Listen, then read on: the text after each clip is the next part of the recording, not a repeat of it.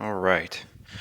Let's get this out of the way first. The thoughts, views, and opinions expressed on Tailboard Talks Firefighter podcast are solely those of the speakers, guests, and host, and do not in any way represent the thoughts or views or opinions of any other employer, partnership, or sponsor.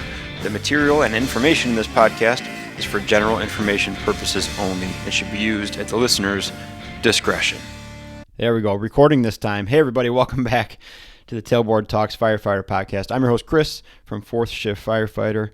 How's it going? You're getting a first look, if you're watching on YouTube right now, watching a first look of the new studio. 4th Shift Studio is up here. Got a lot to do still, but we got some storage coming, some shelves.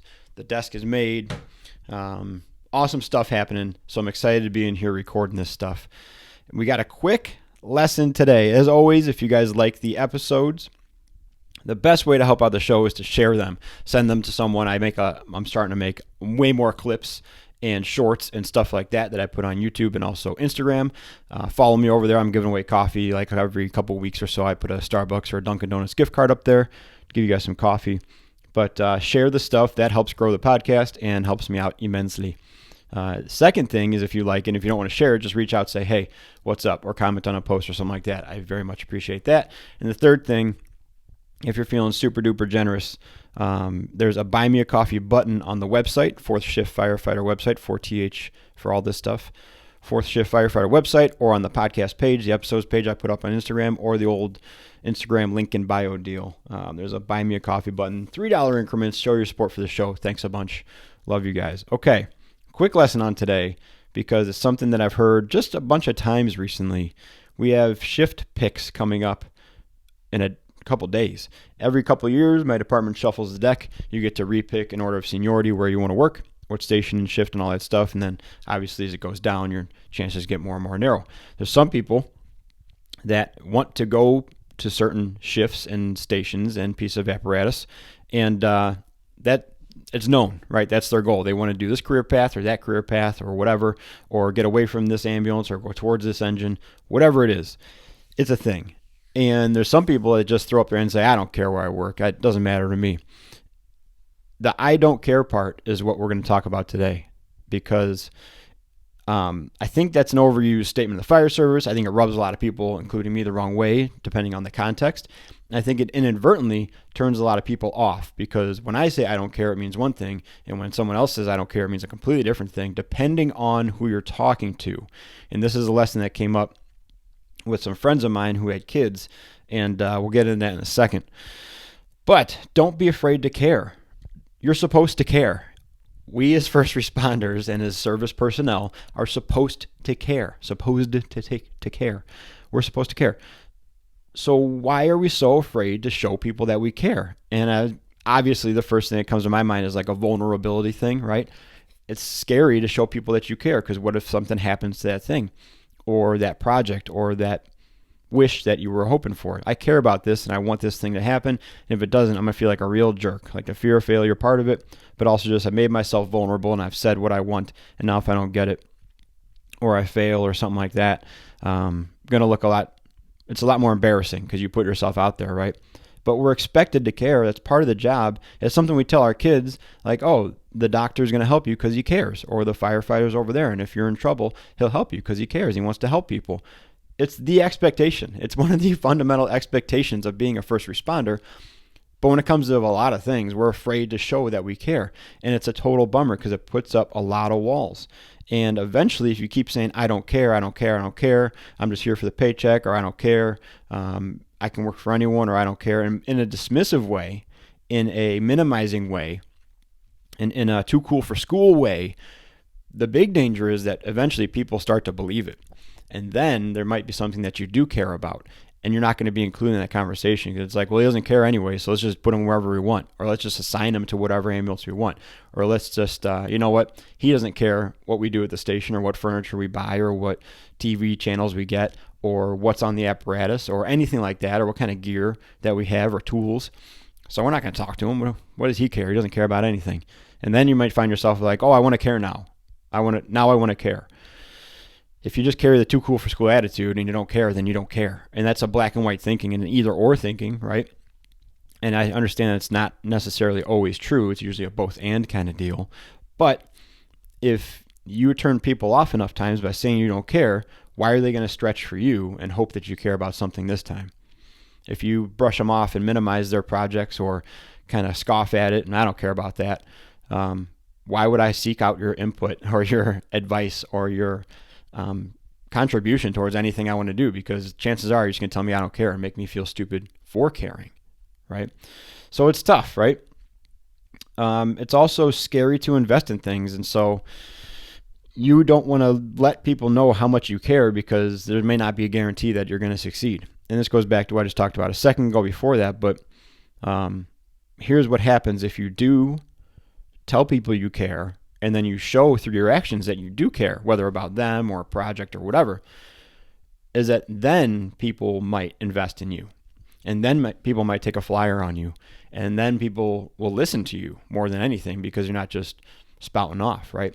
If I tell you I really care about this podcast, like I really want this to do good, I really want to help people, I want to kind of give voices to people and bring up issues that we all kind of face, but not that aren't talked about very often. If I say that, maybe someone reaches out, right? Maybe I reach out to a guest and I say, hey, I'd like to hear your story. And they've heard me say, I care about this thing. Here's my purpose and my point for doing it. And then they say, okay, I trust this guy. He seems to care about it. He cares about the product. He's not going to make me look stupid or try to like catch me or, anything goofy like that. So yeah, he cares, so I can care, right? But if I'm up here, I'm just like, I got nothing to do. The kids are at school and I got the camera and, $100 extra bucks for hosting. So I might as well just do it. I don't really care. If I go and talk to someone, I'm basically asking them to waste their time talking to me because I don't care what the product is. I don't care about them or talking to them. I'm just doing it to kill time. So, hey, cool, if you want to do that, great, but whatever, no big deal. Too cool for school guy on the back end. Nobody's going to invest in that. Nobody's going to take a flyer on you or give you their time for something that you've established you don't care about. And that can be a bummer. The other side is, let's say I keep saying that, right? I do care about this podcast, right? I care about my project at work. I care about my career path, and it doesn't go well. The podcast flops. Nobody cares. I give up or I somehow get defeated, right?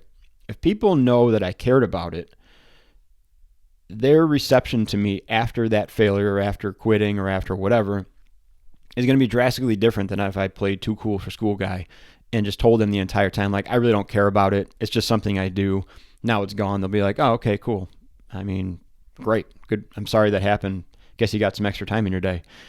But if I pour myself into it and I say, man, this is really something I wanted to work and it just kills me that it didn't work. And, along the way I was showing how much I cared and then it fails, first of all, they're going to be a little softer probably when they see me like, hey, I'm sorry that didn't work out, blah, blah, blah. Have you thought of anything you could do better next time?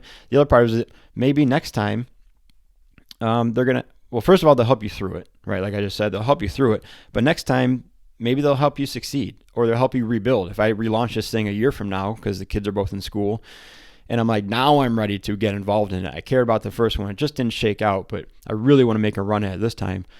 People will be far more likely to be like, okay, yeah, he cared about it the first time. He tried his best. It didn't work out. Second time, jump right back on board, support them, share it, send coffee money, whatever, right? So you see what I'm kind of getting at here. It also comes down to the interpretation of the person you're speaking to. And this comes back to the old FO1 stuff, Fire Officer 1 stuff of like the sender, the medium, the receiver, the interference, all that stuff, right? The parts of communication. Me hearing someone say, I don't care, and someone else hearing someone say, I don't care, are two different things. Here's the example. We were at, one of my friends had a wrestling meet for his kid, and the kid was struggling. And the parent went up to the kid and said, hey, if you just want to quit this and not work hard, I don't care. We'll just leave right now. Like, it doesn't matter to me. I don't care. And I heard that, and to me, in my mind, that meant something completely different than what they were conveying. What they were trying to convey to the kid was like, if you're really not into this and this is just really destroying you and you'd rather just not do it, I understand, and let's just get out of this situation because you're not having a good time, I'm not having a good time, let's cut bait and bail. Regardless if you think that's the right parenting decision or tactic or whatever, That's what this parent was trying to say, like, hey man, I see you're struggling. If you want to get out of here, I'm down with that. Let's just get out of here and we'll salvage the day. What I heard and what that kid heard was, I don't care. You do it, and I could take or leave this day. You got to figure it out for yourself, and you do it. I don't care. I don't care about you. I don't care about your effort. I don't care about being here or supporting you. That's how I heard it. They were being dismissive and basically setting this kid on an island by themselves. So I said, hey man, I have a lot of similarities with your kid. We both have a lot of same, not attributes, like that's the wrong word completely, personality similarities, right? And I said, hey, if you said that to me, here's what I would think is like, you just don't care. You want to go sit in the car while I sit out here and fail. I'm alone on an island now. And he said, that's not what I meant at all. I meant like, this sucks. Let's get out of here. I said, I know what you meant, and I know what he heard, so maybe that's an issue. And he did have a follow-up conversation with his kid, and he clarified it. I do care about you, and I do care about how hard you're working, and I do care about your happiness. And here's what I'm saying, blah, blah, blah, like I explained before, right? So the way you say I don't care can be so drastically different person to person, but that's your default setting. I don't care, I'm too cool for this, and figure it out yourself. You're gonna inadvertently and unknowingly really push some people away and turn some people off to you. Which brings me to probably my last rant. We're only about 12 minutes in here. My last rant of the day. And I get it, it's a very popular saying, but it's the old hardo expression of no one cares, work harder. Nobody cares, work harder. I get it. And if I'm going to take a very Malcolm Gladwellian dissection of that statement, right, I think it's just wrought with errors. I think it's just a error-filled statement in general. The statement itself, nobody cares, work harder, implies that the person's already working. They're already doing something. And it also implies that they're bringing up reasons or excuses or things that are preventing them from doing more, or bringing up reasons why it's hard, or they're just doing human stuff, right? And the implication is that you're saying nobody cares what you're saying, now work harder. I'm devaluing your opinion and how you feel and your perception of the situation. Now do more with less support and with less outside positive reinforcement. Why does that make sense? I understand it's a hardcore thing to say, right? Just like, good. I get it. It's an inherently flawed statement, and it drives me crazy. Nobody cares, work harder. How about, I care, keep working? How about that one? I care. I care that you're putting in the work. You're already working. That's implied by the statement. I care about your reasons why it's hard. I understand those. I can empathize with those, and I agree. Those are reasons why it's hard. I don't need you to work harder. If it's that hard where you're starting to talk about how difficult it is, just keep working, right? And we can get touchy-feely with this thing, like, let's just be 1% better every day. I kind of put up the $1 a day thing the other week on that. And I understand the 1% thing every day too, even though some days I don't want to be 1% better. I just want to make it through and get out. But nobody cares, work harder is one of the most flawed statements, I believe, in the hardcore fire service, because structurally, like I said, in a Malcolm Gladwellian dissection of it, structurally, in the sentence structure and the implications, it's false.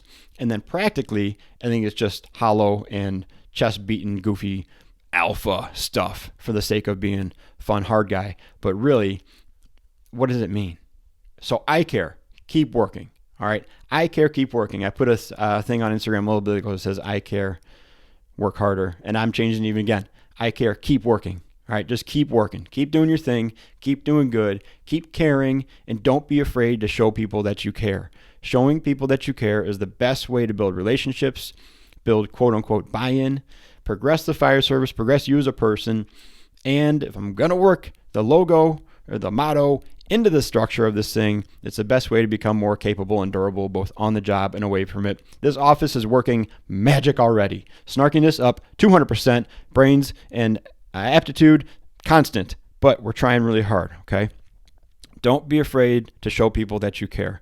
If you want to get some actual content on that, you can always go back and read the love languages things, because that's how people show they care. Even if you don't feel like showing people you care, just knowing what those things are and then understanding what the person's doing will help you recognize, oh, that's how they show that they care. They keep buying stuff for the station. I can't have a conversation with them and they're not going to be a shoulder to cry on, and they're not going to help me start over again or give me positive words of encouragement. But they saw that my carabiner broke on my radio strap and they bought me a new one. Oh, he cares. He's trying, right? And that's just his language for doing it. It's an incredibly powerful tool, and I didn't mean to bring up the love languages thing. It was kind of just spurred in there. Probably could be an episode of its own. Well, definitely could be. It's a whole book, right? So we'll talk about that later. But in the meantime, don't be afraid to show people you care. It's the public expectation that we care. It's your employer's expectation that we care. And I don't set expectations for you, but I would love to see it because it makes me want to be on your crew, makes me want to try to help you, makes me want to buy into you if I see that you care. All right. Cool. Good. Thank you guys for listening. As always, share the show, reach out, say, hey, what's up, or donate on the Buy Me a Coffee button. Thanks for hanging out and talking. We'll talk to you guys soon. I got some emails out for guests in the future. Very excited about those. And to be redundant and repetitive, let's all keep working on being more capable and durable, both on the job and away from it, and be a fourth shift firefighter.